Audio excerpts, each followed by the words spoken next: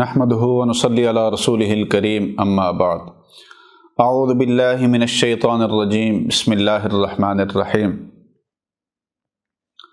بعض اوقات ایسا ہوتا ہے کہ ہمیں کسی نہ کسی نقصان کا سامنا کرنا پڑتا ہے۔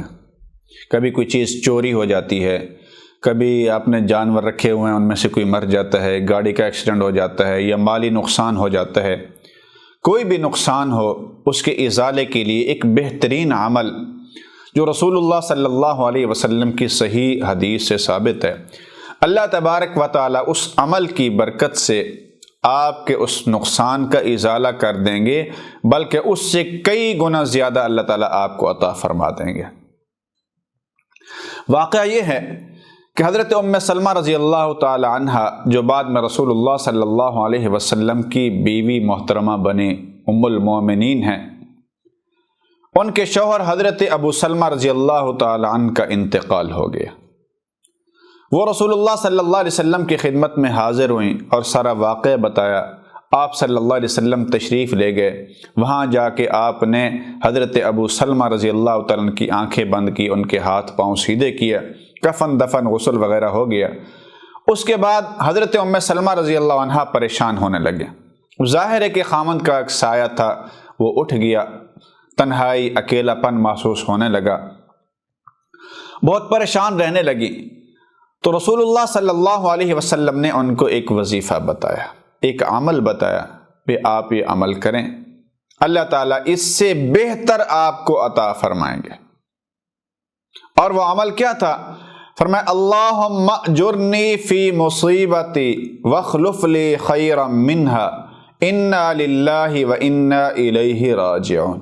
یہ کثرت سے پڑھے۔ حضرت ام سلمہ رضی اللہ عنہ فرماتی ہیں کہ میرے دل میں یہ خیال آیا کہ رسول اللہ صلی اللہ علیہ وسلم نے سچ ہی فرمایا، لیکن کیا ابو سلمہ سے بہتر بھی کوئی ہو سکتا ہے؟ ان کا متبادل ہی نہیں ہے تو ان کے بہتر کہاں سے آئے گا؟ وہ اتنے اچھے انسان تھے، اچھے شوہر تھے، محبت کرنے والے تھے، تو کیا ان سے بہتر بھی کوئی ہو سکتا ہے؟ خیر، رسول اللہ صلی اللہ علیہ وسلم کی ہدایت تھی۔ حضرت ام سلمہ رضی اللہ عنہ فرماتی ہیں کہ میں نے یہ عمل کرنا شروع کر دیا۔ کچھ ہی دن گزرے تھے کہ رسول اللہ صلی اللہ علیہ وسلم نے نکاح کا پیغام بھیجا۔ میرے لیے بڑی سعادت کی بات تھی، خوش قسمتی کی بات تھی۔ اس سے بڑی سعادت اور کیا ہو سکتی ہے کہ نبی کا حرم نصیب ہو جائے، دنیا اور آخرت میں، جنت میں نبی کی معیت ہو۔ بہرحال وہ فرماتی ہیں کہ میں نے اس کو بخوشی قبول کر لیا، نکاح ہو گیا۔ نکاح کے بعد مجھے محسوس ہوا کہ یہ اسی دعا کا اثر ہے جو رسول اللہ صلی اللہ علیہ وسلم نے مجھے سکھائی تھی۔ اب یہاں بھی ایسا ہو سکتا ہے کہ آپ کا کوئی نقصان ہو جاتا ہے، مالی نقصان ہو جاتا ہے یا جانی نقصان ہو جاتا ہے، آپ کی اولاد چلی جاتی ہے، اللہ تعالیٰ اس کو سنبھال لیتے ہیں، تو اس صورت میں بھی آپ رسول اللہ صلی اللہ علیہ وسلم کے بتائے ہوئے اس عمل اور اس وظیفے سے آپ اس کو واپس ریکور کر سکتے ہیں۔ اگر کہیں نقصان ہو جائے تو آپ اس عمل کو مسلسل کریں، باوضو ہو کے کریں۔ جب یہ عمل کرنے لگیں، پڑھنے لگیں، اس کی کوئی حد نہیں ہے، 100 دفعہ 200 دفعہ، جتنا زیادہ سے زیادہ ہو آپ اس کو کریں۔ اللہ تعالیٰ کی قدرت سے یہ امید ہے کہ اللہ تعالیٰ یا تو یہی چیز اگر گم شدہ ہے آپ کو لوٹا دیں گے، اچھی حالت میں لوٹا دیں گے، اور اگر یہ آپ کی قسمت میں نہیں ہے یا آپ کے فائدے میں نہیں ہے تو اللہ تبارک و تعالیٰ اس سے کئی گنا بہتر چیز آپ کو لوٹائیں گے۔ اور یہ کوئی ایسی بات نہیں ہے کہ میں اپنی طرف سے کوئی بات کر رہا ہوں، یہ کسی سے سنی سنائی بات ہے، ظاہر رسول اللہ صلی اللہ علیہ وسلم کی بتائی ہوئی حدیث ہے۔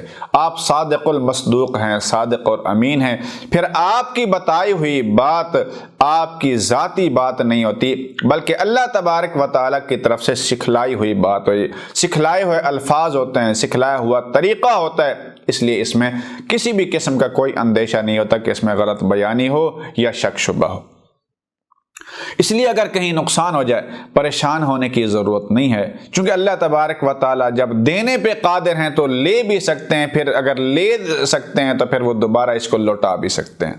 اس لیے اگر کہیں نقصان ہو جائے تو آپ اس کی فکر نہ کریں، اپنی تلاش حد تک جاری رکھیں اور ساتھ ساتھ یہ عمل بھی کرتے رہیں۔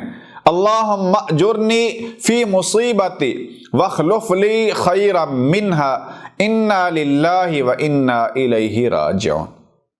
اب یہ عمل کریں گے، اللہ تبارک و تعالیٰ آپ کی یہ چیز واپس لوٹا دیں گے، اور اگر یہ واپس لوٹانے کی نہیں ہے تو اللہ تعالیٰ اس کا متبادل یا اس سے بہتر نعم البدل اللہ تعالیٰ آپ کو عطا فرما دیں گے۔